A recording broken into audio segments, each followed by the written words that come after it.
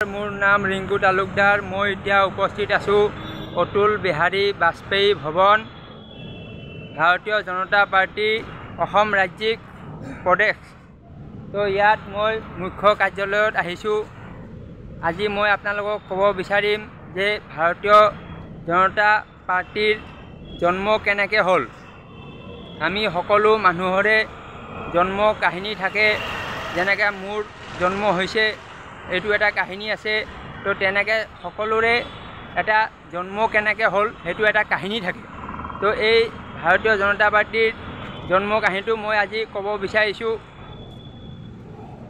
1950 सनर 8 April तारिखे भारतर प्रधानमंत्री जवाहरलाल नेहरू और पाकिस्तानर प्रधानमंत्री लियाकत आली खान এই দুজন प्रधानमंत्रीर মাজত এখন बुझाबुझी चुक्ति হৈছিলে। এই চুক্তিখনৰ নাম আছিলে নেহেৰু লিয়াকত নেহেৰু লিয়াকত এগ্ৰিমেণ্ট। এই এগ্ৰিমেণ্টখনত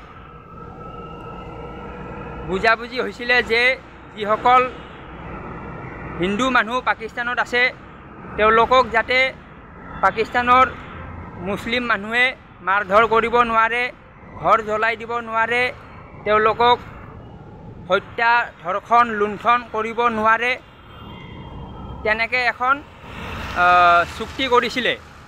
আৰু যিসকল মানুহ ভাৰতত আছিলে মুছলিম মানুহ তেওঁলোকক যাতে হিন্দুসকলে ঘৰ জ্বলাই দিয়া, মাৰধৰ কৰা, হত্যা লুণ্ঠন ধৰ্ষণ এইবোৰ যাতে কৰিব নোৱাৰে,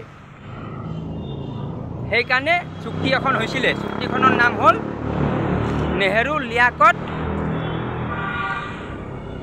এগ্ৰিমেণ্ট। এই এগ্ৰিমেণ্টখন হোৱাৰ পিছত কিছুমান মানুহে মানে আপত্তি কৰিছিল। তেওঁলোকৰ নাম আছিলে চৰ্দাৰ বল্লভভাই পেটেল, শ্যামাপ্ৰসাদ মুখাৰ্জী। তেওঁলোক নেহেৰু মন্ত্ৰীসভাৰ মিনিষ্টাৰ আছিলে, নেহেৰু মন্ত্ৰীসভাৰ।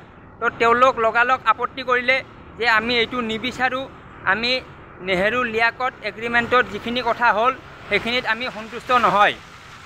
মানে পাকিস্তানত থকা হিন্দু মানুহক মাৰিব নোৱাৰে, আকৌ হিন্দুস্তানত থকা মুছলিম মানুহক মাৰিব নোৱাৰে, সেইটোত মানে তেওঁলোক সন্তুষ্ট নহয়। মানে তেওঁলোকে সন্তুষ্ট নহয়, পদত্যাগ কৰি দিছিলে, ৰিজাইন কৰি দিলে মন্ত্ৰীসভাৰ পৰা। ৰিজাইন কৰি তেওঁলোকে এটা নতুনকৈ দল খোলাৰ চিন্তা চৰ্চা কৰিলে আৰু সেই দলটোৱে হ'ল ভাৰতীয় জনতা পাৰ্টি। এই দলটোৰ জন্ম হৈছিলে নেহেৰু লিয়াকত এক্টৰ পিছত, মানে ফলশ্ৰুতিত, মানে সেই যিখন বুঝাবুঝি চুক্তি আছিল তাতে চৰ্দাৰ বল্লভভাই পেটেল আৰু শ্যামাপ্ৰসাদ মুখাৰ্জী এই দুজন ব্যক্তি অসন্তুষ্ট হৈ তেওঁলোকে এই ভাৰতীয় জনতা পাৰ্টিৰ জন্ম দিলে। আৰু তেওঁলোক আছিলে প্ৰাক্তন কংগ্ৰেছী। মই আজি এটা কথা কৈ দিওঁ, যিসকল মানুহে বিজেপিত কৈ থাকে আমি পুৰণা বিজেপি, আমি নতুন বিজেপি, তেওঁলোকৰ কাৰণে আজিৰ ভিডিঅ'টো চোৱাটো প্ৰয়োজন আছে। কাৰণ কিয় পুৰণা বিজেপি কোনো নাই। যিমান বিজেপিৰ মানুহ আছে সকলো মানুহ কংগ্ৰেছৰ পৰা যোৱা। আপুনি যদি কয় চৰ্দাৰ বল্লভভাই পেটেল, এই মানুহজন কংগ্ৰেছত আছিলে। শ্যামাপ্ৰসাদ মুখাৰ্জী এইজন কংগ্ৰেছত আছিলে, কংগ্ৰেছৰ পৰা গৈ কিনে বিজেপি জন্ম দিছে। তো সেইকাৰণে যিমান বিজেপিত মানুহ আছে সকলোৱে প্ৰাক্তন কংগ্ৰেছী হয়। তো মই আজি এই কথাটো ক্লিয়াৰেঞ্চ দি দিলোঁ, সকলো যাতে বিজেপি কৰ্মীয়ে মোৰ ভিডিঅ' চাই কিনে বুজি লয় যে সকলো বিজেপি কৰ্মী প্ৰাক্তন কংগ্ৰেছী হয়।